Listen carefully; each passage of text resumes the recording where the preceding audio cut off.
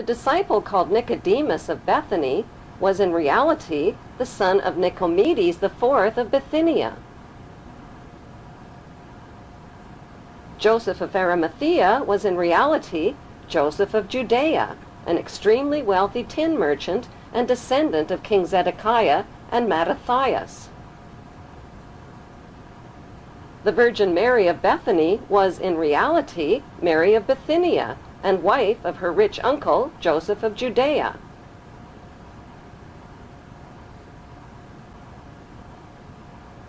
Mary Magdalene, Jesus of Nazareth, Thomas, and James were the wealthy royal offspring of Hebrew-Egyptian Ptolemy queen Cleopatra VII.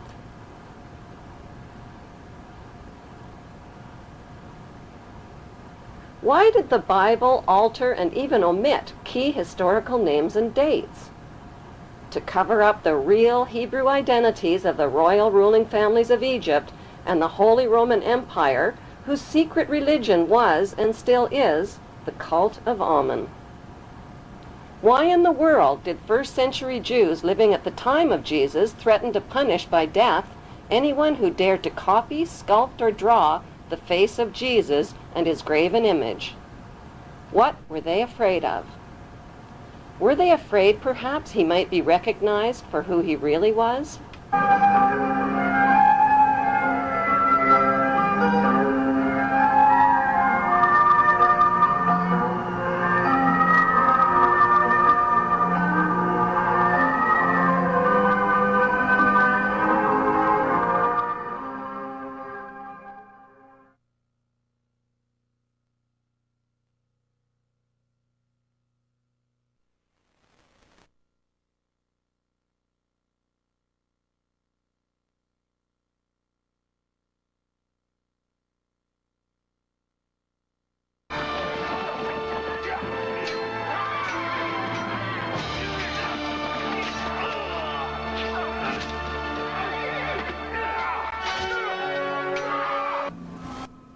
After the crucifixion, a Jewish rebellion against Roman rule broke out in Jerusalem. The Roman soldiers destroyed Solomon's temple, burned Jerusalem, and eventually renamed the land of Israel Palestine. The Hebrew tribes dispersed from the land of Israel and joined together into a ferocious force of brutal seafaring warriors. They named themselves after their 6 great ancestors, the 6 Hebrew Hyksos kings who once ruled Egypt. The VI in their name, Vikings, is the Roman numeral for 6 kings. Was the largest tribe of Israel and the first to replace the god of Judaism with pagan fertility gods. The tribe of Dan became seafaring pirates, looting their way from Greece along the Mediterranean, leaving evidence of their migration route.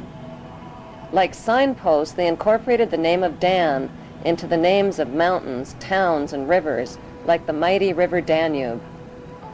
They raided their way up the coast of Europe and built settlements in the British Isles and in Scandinavia. The country of Denmark literally means the mark of Dan.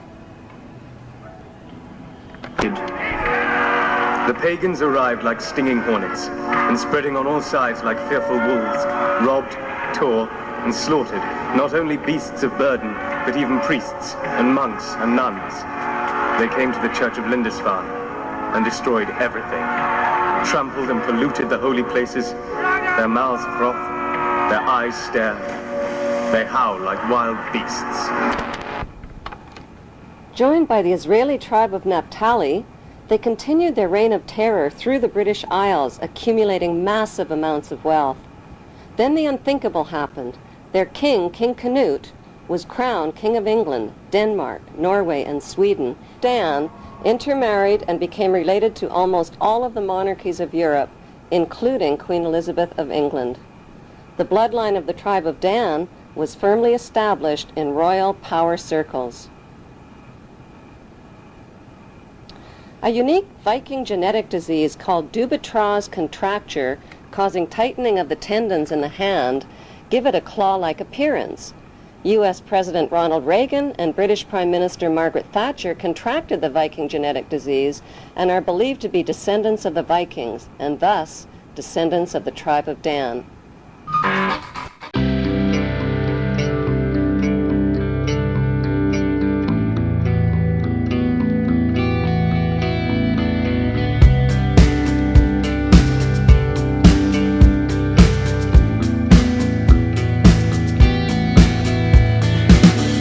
Has misled the public into believing that Queen Elizabeth II is a symbolic ceremonial figurehead with little or no real power, that she is a cold but harmless old relic who passes her time sipping tea at the palace. Nothing could be further from the truth. As British monarch, Queen Elizabeth II is the wealthiest, most powerful person on earth. She embodies the crown and supreme world power. Presidents of the United States are forbidden any title of nobility and are subservient to the monarch. The U.S. President is Commander-in-Chief of the Armed Forces based at Camp David, which is known to insiders as Camp King David. Prime Ministers in Commonwealth nations like Canada and Australia are also subservient representatives of the British King or Queen. They are her spokesmen. The Governor-Generals of the Queen's Commonwealth nations represent and exercise the Queen's power on her behalf. What the general public doesn't realize is that their leaders are only representatives of the monarch and do not possess the power. They exercise the power. They do not reign, they rule. The monarch, on the other hand, reigns but does not rule, possesses the power but does not exercise it. By delegating her powers instead of exercising her powers, the Queen is left safely outside and above the conflicts and divisions of the political process. She is protected from becoming a target of political hostilities. Meanwhile, the general public is kept in the dark about the true powers that the Queen actually possesses, powers that she delegates but has not yet chosen to exercise. So what exactly are these powers that the Queen possesses but has not chosen to exercise? Her powers include the power to choose the Prime Minister and to dismiss the Prime Minister through her Governor-General, the power to dismiss ministers and the government, the power to dissolve Parliament and call new elections, the power to refuse legislation passed by Parliament, the power to command the armed forces and raise a personal militia. She has the power to read confidential government documents and intelligence reports, the power to declare a state of emergency and issue proclamations. She has the power to call elections and enact laws in Her Majesty's name. Few people realize that not a single law is passed without the Queen's consent. She has the power to exercise Crown prerogatives, which means the Queen can declare war through her Prime Minister without even the agreement of Parliament. She has the power to grant and bestow titles and honors like Sir, the power to pardon convicted criminals. So why has the Queen been allowed to legally possess all of these supreme powers? For the sake of tradition? What exactly is the meaning of the term the Crown? The Crown is defined as executive powers exercised in the name of the monarch. The actual crown itself, worn by the monarch, is a symbol of the Queen's executive powers. The Parliamentary Oaths Act of 1866 requires all leaders of 54 Commonwealth nations to swear an oath of loyalty to the Queen, not to the people who elected them. I swear by Almighty God that I will be faithful and bear true allegiance to Her Majesty Queen Elizabeth, her heirs and successors according to law, so help me God. Those who do not swear allegiance to the Queen are deemed unfit for office, including the Prime Minister, police, military, judges, legislators, lawyers, and public servants. New citizens to the Queen's Commonwealth nations must swear allegiance to Her Majesty the Queen. Public land in the Queen's colonies like Canada is called Crown land and includes Aboriginal land. Government corporations are called Crown corporations. The Central Bank of Canada and the Canadian Mint are Crown corporations independent of most government controls.